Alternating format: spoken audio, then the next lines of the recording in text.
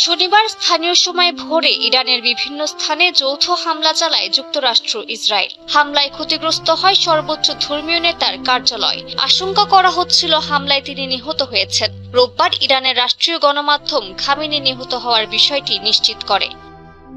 এর আগে মার্কিন প্রেসিডেন্ট ডোনাল্ড ট্রাম্পও সামাজিক যোগাযোগ মাধ্যম ট্রুথ সোশ্যালের এক পোস্টে কথা জানান। তিনি ইরানের রেভলিউশনারি গার্ডস ও পুলিশকে সাধারণ মানুষের সঙ্গে যোগ দেওয়ার আহ্বান জানান।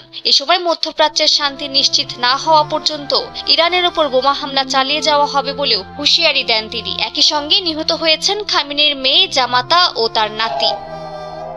হামলায় দুই পক্ষেরই বাড়ছে হতাহতের সংখ্যা। একই দিনে ইরানের অন্তত 24টি প্রদেশে আক্রমণ চালানো হয়। নিহতের সংখ্যা দাঁড়ায় 2 শতাধিক। সরকারি ও সামরিক স্থাপনার পাশাপাশি দুটি স্কুলেও হামলা চালায় নেতানিয়াহু বাহিনী।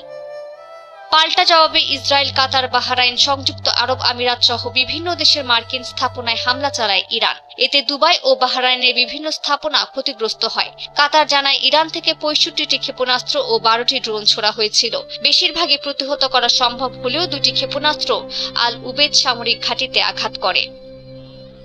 এ অবস্থায় ইরানের সুপ্রিম ন্যাশনাল সিকিউরিটি কাউন্সিলের শীর্ষ কর্মকর্তা আলী লারিজানি কড়া বার্তায় বলেছেন, ইসরায়েল ও যুক্তরাষ্ট্রকে অবিস্মরণীয় শিক্ষা দেওয়া হবে। পররাষ্ট্র মন্ত্রণালয়ের মুখপাত্র ইসমাইল বাঘি আন্তর্জাতিক আইনের কথা তুলে ধরে বলেন, ইরান আত্মরক্ষার অধিকার প্রয়োগ করছে। আল জাজিরাকে দেয়া সাক্ষাৎকারে তিনি এই হামলাকে অপ্ররোচিত আগ্রাসন হিসেবে বর্ণনা করেন।